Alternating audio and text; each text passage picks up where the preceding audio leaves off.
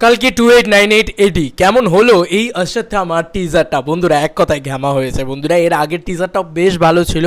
এই টিজারটার ভিতরে only for Amitabh বচ্চনের ক্যারেক্টারটাকে আমরা দেখতে পাই। ভাই একটা জিনিস আমার খুব ভালো লেগেছে, এটা হচ্ছে অমিতাভ বচ্চনের ইয়াং লুক এবং যেভাবে তার ওই মনিটাকে দেখায় এবং পরবর্তীতে দারুণভাবে অমিতাভ বচ্চনের সেই ভয়েস ওভার, যে আমি দ্রোণাচার্যের ছেলে, মানে এই যে অশ্বত্থামা, সেই যে অশ্বত্থামার যে অভিশাপ, কৃষ্ণের লাগা অভিশাপ, যে তার মনি ছিনিয়ে নেওয়া হয়েছিল, কেন? কারণ সে উত্তরার পেটের দিকে ব্রহ্মাস্ত্র ঘুরিয়ে দেয় এবং অর্জুন ও ব্রহ্মাস্ত্র ফিরিয়ে নেয়। তো উত্তরার গর্ভ সন্তান আর কি সে মারা যায়, কিন্তু সেই কারণে মানে কৃষ্ণ তাকে অভিশাপ দিল যে সে অমর্ত্য হয়ে থাকবে, কিন্তু সে সারা জীবন ওই মনির যন্ত্রণা, ঘা, খুব খুব একটা মানে আমরা অনেক রকম পড়েছি যে কুষ্ঠ হয়ে গিয়েছিল অশ্বত্থামা সারা গায়ে, কিন্তু অশ্বত্থামা কিন্তু এখনও বেঁচে আছে, অশ্বত্থামা অমর। তো এই জিনিস রাবণের চিতা নেভে না, আর অশ্বত্থামা এখনও বেঁচে আছে, এই কনসেপ্টটাকে খুব সুন্দরভাবে রাখা হয়েছে এখানে। রায়া যে ক্যারেক্টারটা, সে যেভাবে কথা বলে, তেলেগুতে কথা বলে, দেখো তার তেলেগু মানে ভাষা তো আমি কিছু বুঝতে পারিনি, কিন্তু একটা জিনিস আমি বুঝতে পেরেছি যে সে খুব ফাঙ্কি, একদম একটা মানে একদম কী বলবো, একদম একটা ইয়াং জেনারেশন, একদম বলে না যে নবীন আর প্রবীণের যে কম্বিনেশন, সেইটা কিন্তু ব্যাপকভাবে ডিজাইন হয়েছে।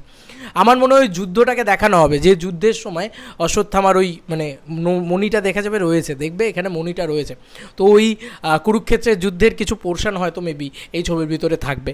এবং তার সঙ্গে সঙ্গে কমল হাসান এই ছবির মেন ভিলেন, সে হয়তো লাস্টের দিকে আসবে, কিন্তু এই ছবিটার ভিলেন হয়তো শাশ্বত চ্যাটার্জি, তাকেই হয়তো মানে তারই মাথার উপরে হয়তো কমল হাসান রয়েছে, এই জিনিসটা আমরা হয়তো দেখতে পাবো।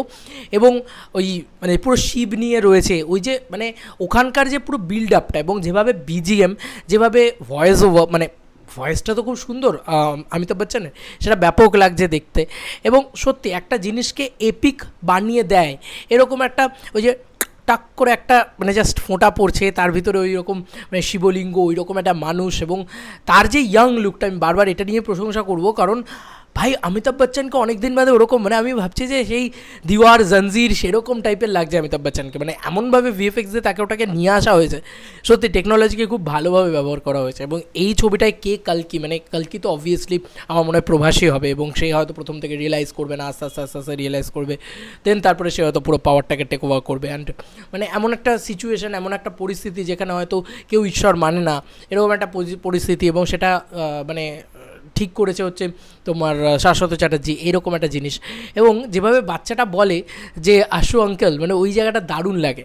এবং বাচ্চাটা পুরো একদম ফাঙ্কলি খেলে যাচ্ছে যে তুমি কি ঈশ্বর, তুমি কি সেই জিনিসটা। এবং ওর যে লুক এখন, যে মানে ওই রকম হেভি মেকআপ, ওই রকম হেভি কস্টিউম নিয়ে, মানে অমিতাভ বচ্চনের যা বয়স, ভাই অমিতাভ বচ্চন বলেই হয়তো ওই জিনিসটা পুল অফ করতে পারছেন, এটা মানতেই হবে। এবং মানে টিজারটা নাম্বার 1 ট্রেন্ডিং রান করছে, আমি শুধু অবাক হয়ে গেলাম দেখে যে অমিতাভ বচ্চন মানে এখনও ওনার যা ক্রেজ এই বয়সে, সত্যি কথা মানে এটা দেখার মতন। এবং যেভাবে ওই কাটশটগুলোকে করা হয়েছে, যেভাবে ওই মানে ওই বলে না যে মানে ওই প্রদীপটার ওপরে আগুন, জলের ফোঁটা এসে পড়ছে, ওই জায়গাগুলো দারুণ ডিজাইন হয়েছে, দারুণ ডিজাইন হয়েছে। এক কথায় দারুণ একটা টিজার দেখলাম, যেটা দেখে কোথাও গিয়ে 1 মিনিটের ভিতরে আমাদেরকে এইটুকু বুঝিয়ে দেয় যে এপিক কিছু আসছে হয়তো।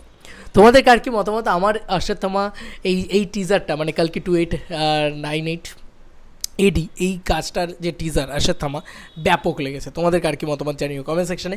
চলো বন্ধুরা, নতুন কোনো ভিডিওতে দেখা হবে, বাই।